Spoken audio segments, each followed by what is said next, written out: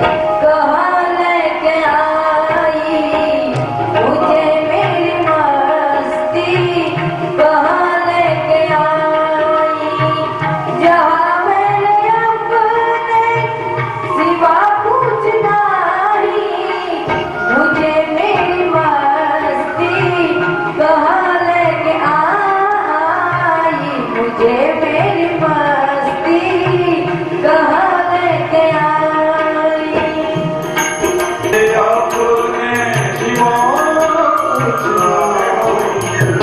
मुझे मेरी मस्ती कहाँ लेके आई, मुझे मेरी मस्ती कहाँ लेके आई। लगा मेरी हस्ती कम हस्ती कम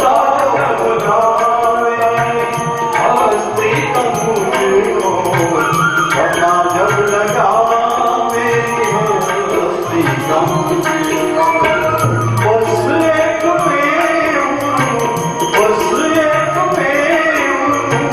तुझा कुछ ना मुझे मेरी मस्ती कहाँ लेके आई, मुझे मेरी मस्ती कहाँ लेके आई। सच्चिदानंदरूपाय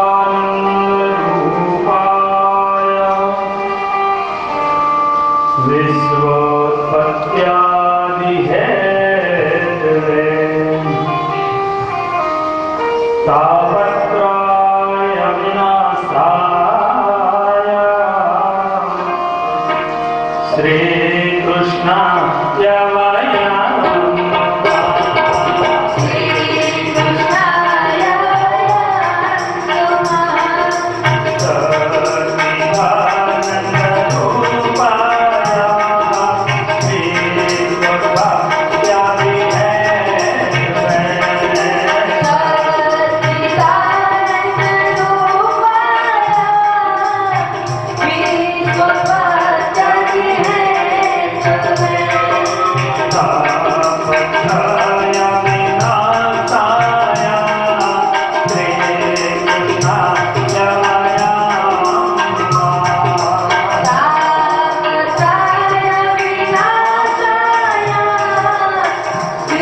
कृष्णाय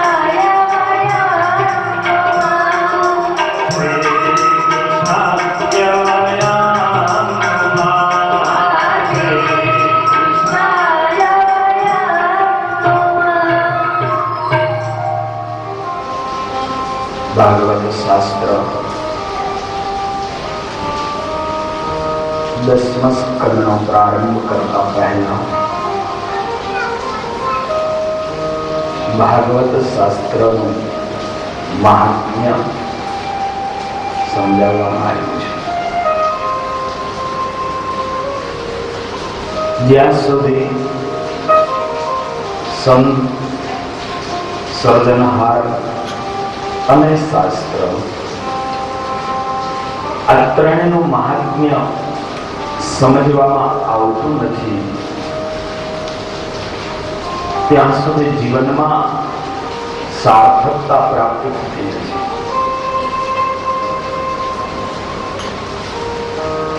કોઈ બી વ્યક્તિની પાસેથી કાર્ય લેવું હોય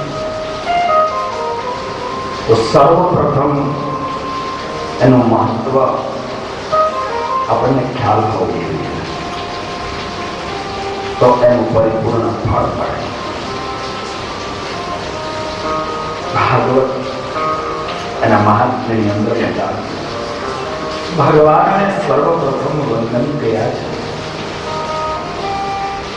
સચ્ચિદાનંદ રૂપાય, સચ્ચિત અને આનંદમય એવા પરમાત્મા છે. મારી અને તમારી અંદર પણ સત અને ચિત્ત તો છે જ, આનંદ છે પણ અવ્યક્ત રૂપ છે, એને પ્રગટ કરવાનો છે. કારણ ભગવાનની મૂર્તિ આનંદની છે, આનંદ સ્વરૂપ છે. એની અંદર જઈએ તો આપણું જીવન પણ આનંદમય બને છે. ત્યારબાદ બતાવ્યું કે પરમાત્માનું કાર્ય શું છે. વિશ્વોત્પત્યાદિ હેતુ.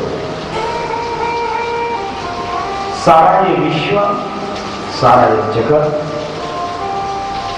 એનું એ પોતે પાલન કરે છે, પોષણ કરે છે, સંહાર કરે છે અને સર્જન કરે છે. વિશ્વોત્પત્યાદિ હેતુ. સારા એ જગતનું સર્જન કરે અને સર્જન કર્યા પછી એ જગતનું પોષણ કરે, એ જગતનો સંહાર પણ કરે. અને આ સર્વને કરતા હોવા છતાં મારો ને તમારો નાથ આનંદમય છે, આનંદમય છે. બસ માટે એને હું તમને વંદન કરીએ છીએ. પરમાત્મા કરતા છતાં પણ અકર્તા છે. એ પ્રભુને કોઈ અસર નથી. એ સર્જન કરે, એનું પાલન કરે, એનું વિસર્જન કરે. વિસર્જનમાં પ્રભુને દુઃખ નથી, પાલનમાં એને ભાર નથી કે હું કરું છું, હું હોય તો જ આવું થાય, એ નથી. અને સર્જન કરે, સર્જનની અંદર પણ માટે તો એને હું તમે પરમાત્મા કહીએ છીએ. પરમાત્મા આ કરવા હોવા છતાં પણ એ નારાયણ સર્વ કરે છે, છતાં પણ નિર્ગુણ છે, કોઈ અસર નથી. એક સરખો એ પરમાત્માનો આનંદમય જીવન મંત્ર અને ક્રમ છે. જ્યારે મારી તમારી અંદર સર્જન કરવાનો કદાચ આનંદ હોય પણ પાલન કરવામાં થકાવટ હોય, હું તમે જીવનની અંદર કદાચ કોઈ સર્જન કરીએ એનો આનંદ હોય પણ કોઈનું પાલન કરીએ, પોષણ કરીએ તો એમાં થકાવટ પણ હોય, થાક હોય. અને કદાચ એનું વિસર્જન થઈ જાય તો વિસર્જનમાં શોક હોય અને દુઃખ હોય. મારો ને તમારો બદલાતો ક્રમ છે, જ્યારે પરમાત્માનો એક સરખો ક્રમ છે. એ સર્જન થાય તો પણ એ પ્રભુ બસ એ જ મસ્તીમાં, વિસર્જન થાય તો એ જ મસ્તીમાં, પોષણ કરે તો એ જ મસ્તી છે. દેખો એ પરમાત્મા એ ગોકુલ અને વૃંદાવનની ધરતી ઉપર આનંદ કરે તો એને એનો આનંદ છે. બાળ મિત્રોને જમાડે, ગાયોને ચરાવે, એમાં એનો આનંદ છે. એ ગોપીઓની સાથે નાચે કૂદે, એમાં એને આનંદ છે. પણ એ પરમાત્મા એ દ્વારિકાની ધરતી ઉપર બેટ દ્વારકા, વેરાવળ અને એક પીપળાના વૃક્ષની નીચે અને નજર સામે પોતાનો સારો એ પરિવાર, યાદવ કુળ એનો વિનાશ થતો જોવે છતાં પણ એને એનો આનંદ છે. છતાં એને કોઈ શોક નથી, કોઈ દુઃખ નથી. માટે ભગવાન છે, માટે એ ભગવાન છે. જ્યારે મારો ને તમારો બદલાતો કરે છે.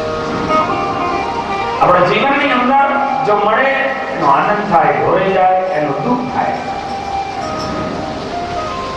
પણ ભગવાનનો ભક્ત એ જો ઓતપ્રોત બની જાય, ઓતપ્રોત બની જાય તો એ પણ એ જ રીતે આનંદમય.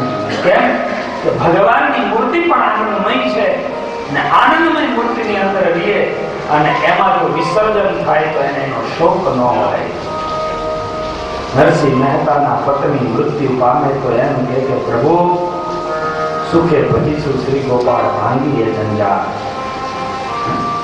એના પત્ની મૃત્યુ પામ્યા તો એને કહ્યું કે ભાંગીએ સંસાર, સુખે ભજીશું શ્રી ગોપાળ. સુખેથી ગોપાલ ભજીશું, એકલા ભજીશું.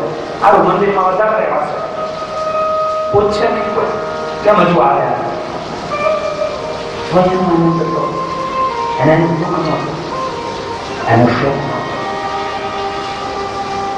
એટલે આ મૂર્તિ છે એ પરમાત્માની આનંદની મૂર્તિ છે. એટલા માટે છે જગતની ઉત્પત્તિ કરે, સ્થિતિ કરે, લય કરે, છતાં પણ પ્રભુનો ક્રમ બદલાતો નથી, એમનામ રહે છે. જ્યારે આપણા જીવનની અંદર બદલાતો ક્રમ છે કે એ સંસારીના જીવનમાં બાળકનો જન્મ થાય તો પેંડાને પતાસા વહેંચાય, આનંદ સર્જન થાય. બાળકનો જન્મ થાય તો પેંડાને પતાસા વહેંચાય. એનો એ જ બાળક યુવાન થાય, એમાં મોહ પેદા થાય. મારો દીકરો પણ એ જ યુવાન દીકરો કુદરતને કરવું ને જો મૃત્યુ પામી જાય તો જેની માટે પેંડાને પતાસા વહેંચતા હતા એની માટે એ રડવા બેસી જાય. આ બદલાતો ક્રમ છે આપણો. આ બદલાતો ક્રમ છે. જ્યારે પરમાત્મા સર્જન પણ કરે છે, પોષણ પણ કરે છે, વિસર્જન પણ કરે છે, છતાંય વિસર્જનમાં પણ એ શિવજી તાંડવ નૃત્ય કરતા હોય. વિસર્જન થતું હોય છતાંય એને દુઃખ ન હોય. ઈશ્વરના પણ સ્વરૂપ હે સત સૃષ્ટિ તાંડવ રચયતા નટરાજ રાજ નમો નમઃ. અને એટલું નહીં, એ સૃષ્ટિનું તાંડવ એ જ્યારે સૃષ્ટિ એનું વિસર્જન થતું હોય અને રુદ્ર એક હાથમાં ડમરું લીધું હોય, એક હાથમાં ત્રિશૂળ હોય અને એ પોતે તાંડવ નૃત્ય કરતા નાચતા હોય. સત સૃષ્ટિ તાંડવ રચયિતા